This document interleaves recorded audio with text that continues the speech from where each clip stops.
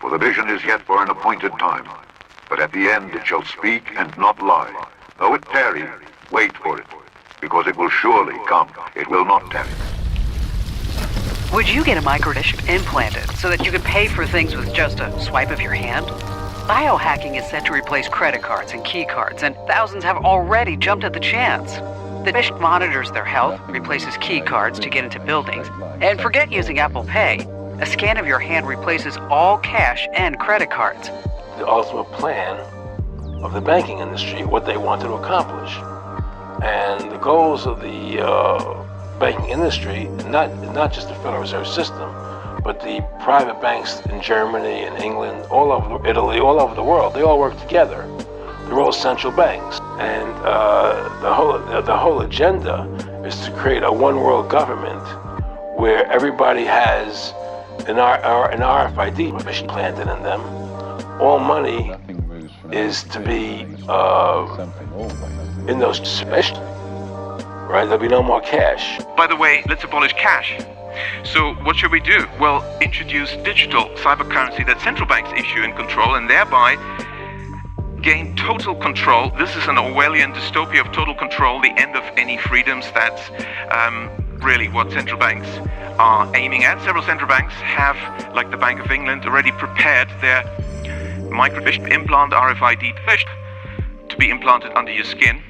And you know they're going to go to implanted RFID special. I mean, you know that. I mean, it's coming. She scans her right hand over the supermarket scanner and talks of being able to debit her ID number with the chip in the hand. This is the mark of the beast.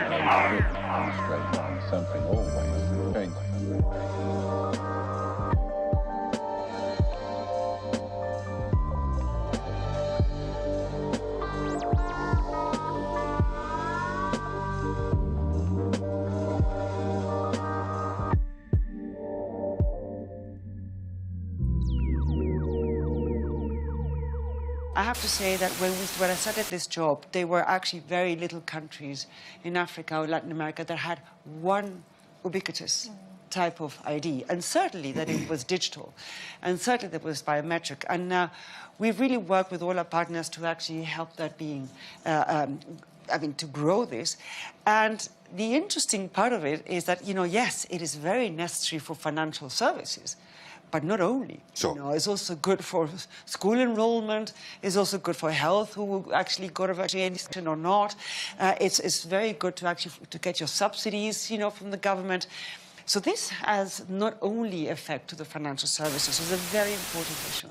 The idea had been by central banks to introduce this, as we said, central bank digital currency. But have you ever seen an article or a video or, whatever description of what it actually looks like? I mean, with central bank paper money, we know what it looks like, right? Yeah. Bank digital currency, we know, and we've used it ourselves. We know what it looks like. But what does central bank digital currency look like? You see? So they never talk about that because people won't actually like the looks of it. Yeah. Because it apparently looks, and several central banks apparently, as I heard from my sources, have already fully developed the final stage of CBDC. I mean, it comes in stages initially, likely through your mobile phone, but that's only an intermediate step. And the final stage is, it's small, and it's the size of a grain of rice. Now, why is that? And that grain of rice is your entire wallet, or? Yes, it's your digital ID, your wallet, can be your passport, your key. Now, of course, what we found with our debit cards or credit cards is they've already now moved to the system, RFID technology where you just wave the thing, contactless. Yes, that is sort of the conditioning us in this direction. That in the future you'll just wave your hand because you've got the microchip implant under your skin.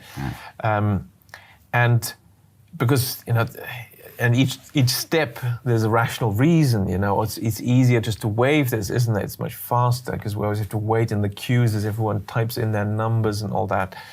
So just waive it, it's quicker.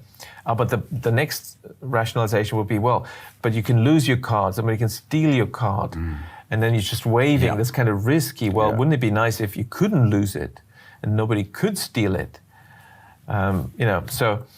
But it's clear that that's it is almost a step too far for a lot of people, because it is a violation of human dignity to actually inject something like that under the skin. So that's where you need some more persuasion. Yeah. And it's interesting that this concept of universal basic income has been around for around a century, where everyone should get some kind of citizens, payment. But the billionaire elites have so far not liked that. But since 2015, they've all come out. I mean, all the big billionaires and World Economic Forum have come out, oh, this is a good idea, universal basic income. Well, why suddenly now? Because now we have the technology for the microchip implant. And so in 2017, Bill Gates came out and said that universal basic income is a good idea, but it's too early to introduce it. Now, what was still missing? So we had the technology for the microchip implant, but what was missing was the digital ID hadn't been introduced. When Elias Brotberger goes to work, he doesn't need ID, and he doesn't need money. Embedded in his hand is a microchip that serves as his keys, his ID, and his wallet.